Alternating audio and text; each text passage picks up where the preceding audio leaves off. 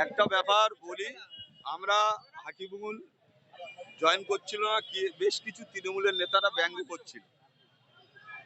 বেশ কিছু তৃণমূলের নেতা যাদের চুল নেই, যাদের চুল ধরতে মূল নেই, যাদের সাথে 10টা লোক নেই, তারা যদি ব্যঙ্গ করে তাহলে কি ভাবতে হয়? হাকিমুল তো আইএসএফ করবে, তার বাবা আইএসএফ এ জয়েন করেছে, ক্যান্ডিডেট হয়েছে, সে আইএসএফ করবে না? সে কি তৃণমূলটা করবে, ওদের দলটা করবে, ছ্যাঁচড়াদের দল? সেই কারণে আমি বললাম যে তড়িঘড়ি জয়েন করে দাও, কোনো দরকার নেই, তুমি মাঠে নিয়ে পড়ো। তোমার জেলা পরিষদের মেম্বার আর খাইয়ে দেবে না, তোমার জেলা পরিষদের মেম্বার তোমার খাইয়ে দেবে। ওই জেলা পরিষদের কোনো দাম নেই, তৃণমূলের জেলা পরিষদ বলার, মেম্বার বলার, প্রধান বলো, যা করে একজন ছড়ি ঘোড়ায়, তাতে সেই দলে কারা থাকবে? 100% শক্তিশালী হলো। ও আজকের প্রায় 1000 লোক ওর সাথে এসে, সব যুব ছেলেরা, তরুণ ছেলেরা যারা লড়াই করতে পারে, সেই ধরনের ছেলেরা এসছে।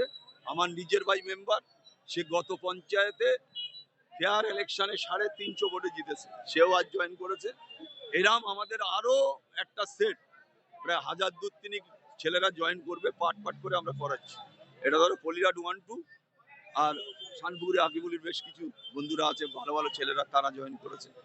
তাই আমি মনে করি নওশাদ সিদ্দিকীর হাত শক্তিশালী যেমন হলো, এখানে জেতার পক্ষে নিশ্চিত হয়ে গেল। যে একটা তরুণ সমাজ, তরুণ যারা, তারা যেভাবে লড়াই করে, যেভাবে আকিবুলের সাথে থাকে, তারা সমস্ত মাঠে নেমে পড়ে।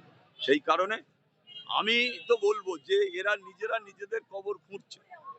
এরা যদি এরকম ধরনের কথা বলে, আমি আজকে শুনছিলাম যে শওকত মোল্লা সাহেব বলেছেন যে তৃণমূলটা শেষ হবে এইভাবেই, সিপিএম যেরকম শেষ হয়েছিল, তৃণমূলটাই এইভাবে শেষ হবে। উনি নিজে তৃণমূলের ক্যান্ডিডেট, উনি এ কথাটা আজকে বলেছেন। তাহলে উনি বুঝতে পারছেন যে তৃণমূলের অবস্থা কতটা খারাপ, সেটা উনি বুঝতে পারছেন বলে এই কথাটা উনি বলেছেন। আমি ওনাকে ধন্যবাদ জানাবো যে এতদিন পরে উনি বুঝেছেন, সেটা ওনার, তার জন্য ওনাকে ধন্যবাদ।